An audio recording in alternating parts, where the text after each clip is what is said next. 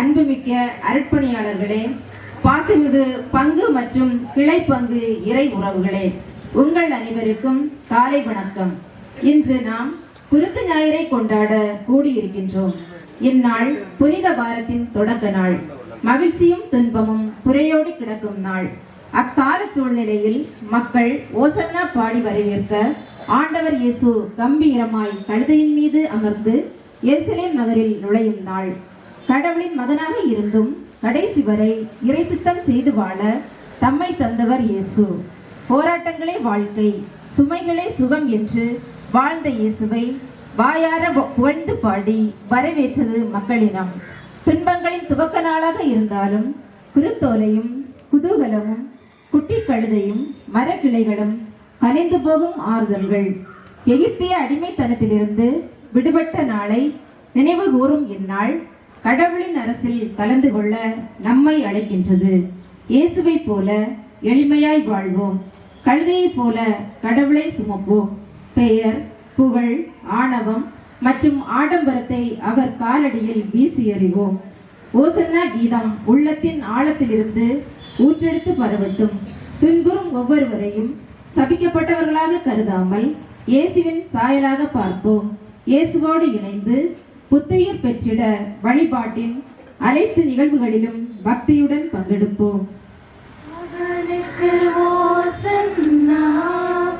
ஆண்டவர் பெயரால் வருகிறவர், ஆசீர் பெற்றவரே, இஸ்ரவேலின் அரசரே, உன்னதங்களிலே ஓசன்னா, உன்னதங்களிலே ஓசன்னா.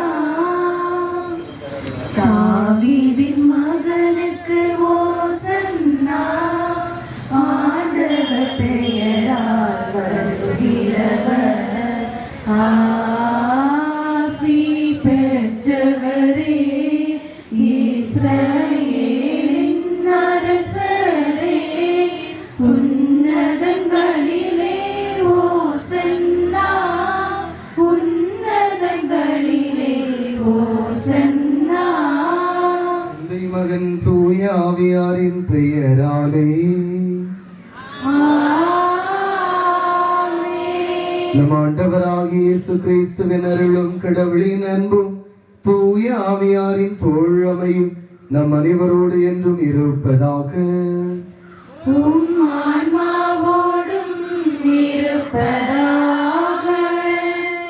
அன்புமிக்க சகோதர சகோதரிகளே, தவக்கால தொடக்கத்திலிருந்து தவ முயற்சிகளாலும் பிறர் அன்பு பணிகளாலும் நம் இதயங்களை தயாரித்தவை இன்று நாம் ஒன்று கூடியுள்ளோம். இதனால் நம் ஆண்டவருடைய பாஸ்கா மறை நிகழ்வை, அதாவது ஆண்டவருடைய திருப்பாடுகளையும் உயிர்ப்பையும் உலகளாவிய திரு அவையோடு சேர்ந்து அறிவிக்கின்றோம். இப்பாஸ்கா மறை நிகழ்வை நிறைவேற்றவே அவர் தம் திருநகரான எருசலேமுக்குள் நுழைந்தார். எனவே மீட்பு அளிக்கும் இந்த நுழைவை நாம் முழு நம்பிக்கையுடனும் இறைப்பற்றுடனும் நினைவில் கொண்டு ஆண்டவரை பின் செல்வோம். அவருடைய அருளினால் சிலுவையின் பங்கேற்பாளர்களாக மாறி அவருடைய உயிர்ப்பிலும் வாழ்விலும் நாம் பங்கு பெறுவோம் ஆக.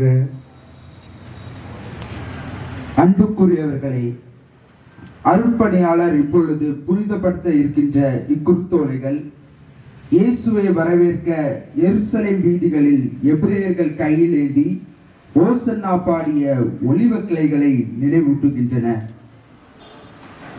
குருத்தோலைகளை கையில் ஏந்துவது மகிழ்ச்சியின் அடையாளம். பழங்கால நாணயம் கோவிலின் கதவுகளில் கூட குருத்தோலை சின்னம் பொறிக்கப்பட்டிருந்தது. அடிமை தலையிலிருந்து மோசையால் மீட்கப்பட்ட மக்கள் இயேசுவின் விடுதலை செயல்களால் அவரை புதிய அரசராக பாவித்து அரசருக்குரிய வரவேற்பை அளிக்கின்றனர்.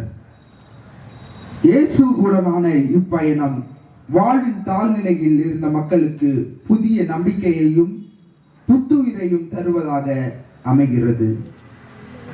2000 ஆண்டுகளுக்கு முன் இயேசுவின் சீடரும் மக்களும் ஆரவாரமாக லாசர், மரியா, மார்த்தா இவர்களின் கிராமமாகிய பெத்தானியாவிலிருந்து எருசலேம் நுழைவதை நினைவுபடுத்துகிறது. குருத்தோலைகளில் தெரியும் பசுமையும் தூய்மையும் நமது உள்ளங்களில் புதிய மாற்றத்தை ஏற்படுத்தட்டும் என்ற உணர்வுடன் குருத்தோலைகளை புனிதப்படுத்தும் வழிபாட்டில் பங்கேற்போம். என்றென்றும் உள்ள எல்லாம் உள்ள இறைவா, இக்குருத்தோலைகளை உமது ஆசையால் புனிதப்படுத்தி அருளும். அதனால் கிறிஸ்து அரசரை அக்களிப்புடன் பின்பற்றும் நாங்கள் அவர் வழியாக நிலையான எருசலேமுக்குள் வந்து சேர ஆற்றல் பெறுவோமாக. என்றென்றும் வாழ்ந்து ஆட்சி செய்கின்ற அவர் வழியாக உம்மை மன்றாடுகின்றோம். ஆமென்.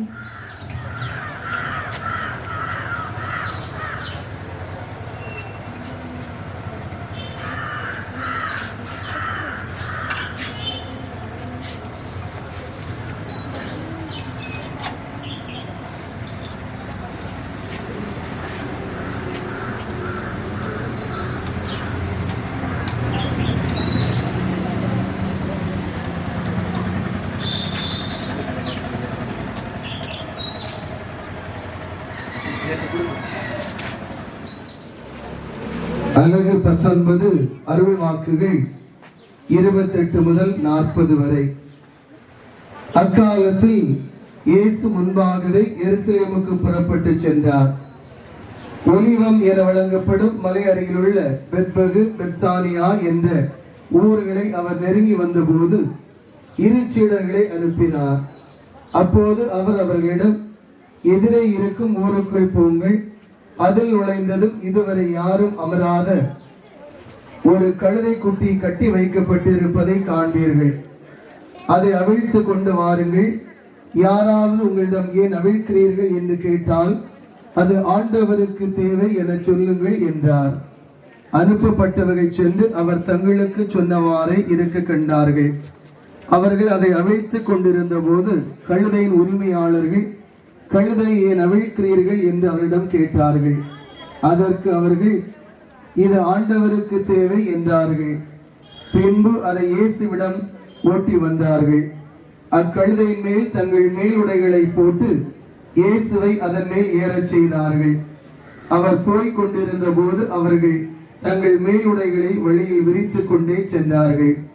இயேசு ஒலிவமலை சரிவை நெருங்கினார். அப்போது திரண்டிருந்த சீடர் அனைவரும் தாங்கள் கண்ட அனைத்து வல்லச்சீர்களுக்காகவும் உரத்த குரலில் மகிழ்ச்சியோடு கடவுளை புகழத் தொடங்கினர்.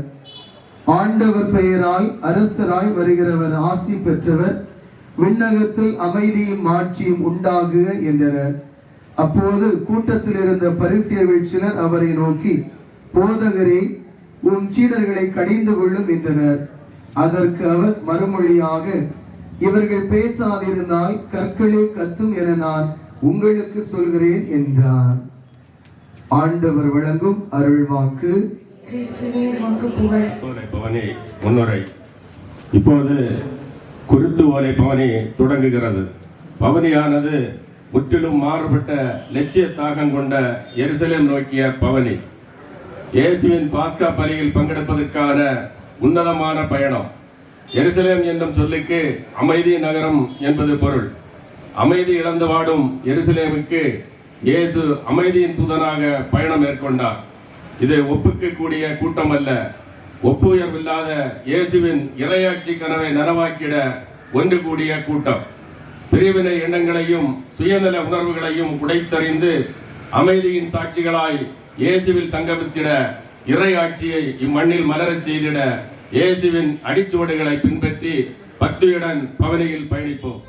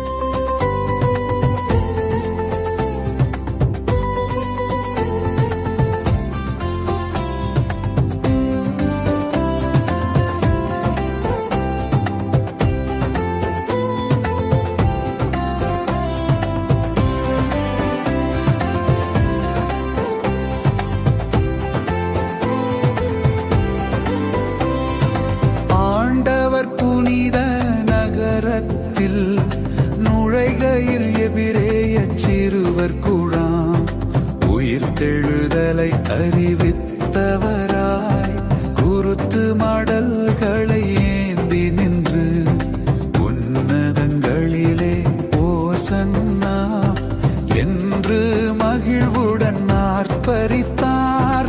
எருசலேம் நகருக்கு இயேசு வருவதை கேட்ட மக்களெல்லாம் அவரை எதிர்கொண்டழைத்தனரே.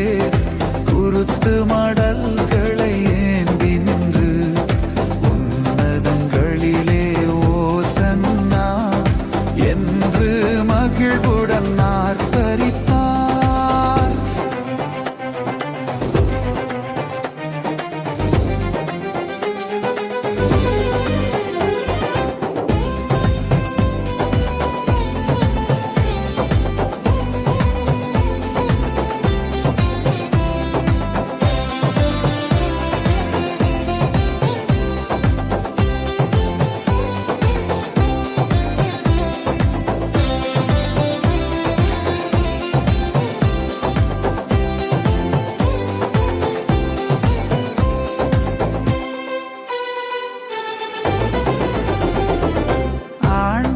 புனித நகரத்தில் நுழைகையில் எபிரேய சிறுவர் குழாம் உயிர்த்தெழுதலை அறிவித்தவராய் குருத்து மடல்களை ஏந்தி நின்று உன்னதங்களிலே ஓசன்னா என்று மகிழ்வு